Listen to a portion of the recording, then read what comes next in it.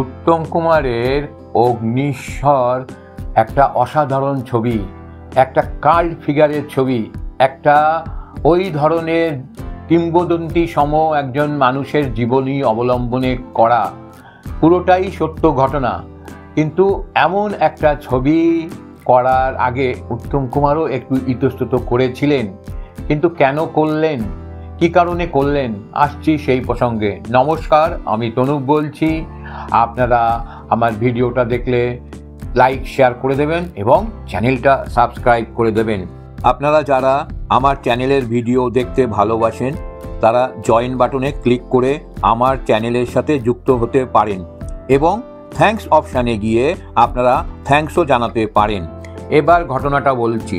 1973 সালে একজন প্রযোজক উদয় সামন্ত অরবিন্দ মুখোপাধ্যায়ের কাছে এসে বললেন, আমি উত্তম কুমারকে দিয়ে একটা ভালো সিনেমা করতে চাই, এবং বহু গল্প পড়ে অগ্নিশ্বর গল্পটি পছন্দ করেছেন। উত্তম কুমারকে বইটি দেওয়া হলো। উনি পড়ে বললেন, আত্মজীবনীমূলক গল্প ছবিতে অভিনয় করা খুব শক্ত। তারপর চিত্রনাট্য শুনে বললেন, আমাকে খুব খাটতে হবে। খেটেও ছিলেন।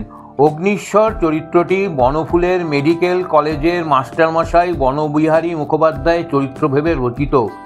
বনবিহারী বাবুর আপোষহীন মনোভাব, ক্রোধ, ব্যঙ্গ, অথচ অন্তঃসলীলা নরম মন ও সাহিত্য প্রীতি, এইসব বৈপরীত্য অগ্নিশ্বরের ভূমিকাতে ফোটানো সহজ নয়। এই গ্ল্যামারাইজ ভূমিকাতে অসাধারণ অগ্নিশ্বর উত্তম কুমারের একটি স্মরণীয় সৃষ্টি। ছবিটি করে পরিচালক খুব তৃপ্তি পেয়েছিলেন। ছবিটি সম্বন্ধে সাহিত্যিক বনফুল তার আত্মজীবনীতে যে কথাগুলি বলেছিলেন সেই কথাগুলোই আপনাদের শোনাই। অগ্নিশ্বর গল্পটা সিনেমায় রূপায়িত করা হয়েছে। বইটি রসিক মহলে খুব সুখ্যাতি অর্জন করিয়াছে।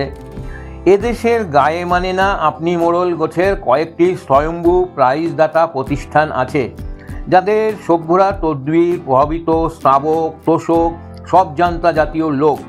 অগ্নিশ্বর তাদের প্রশংসা লাভ করিতে পারে নাই। কুকুর গরু ভেড়ারাও বইটি সম্বন্ধে নীরব। দেশের রসিক সমাজ কিন্তু বইটির উচ্ছ্বসিত প্রশংসা করিয়াছে। যাই হোক, ছবিটি একসময় সুপার ডুপার হিট হয়েছিল। এখন তো ছবিটি অল টাইম গ্রেটের পর্যায়ে পড়ে। বায়োপিক যে কত অসাধারণ হতে পারে, উত্তম কুমার এই ছবিটিতে সেটা প্রমাণ করে দিয়েছেন।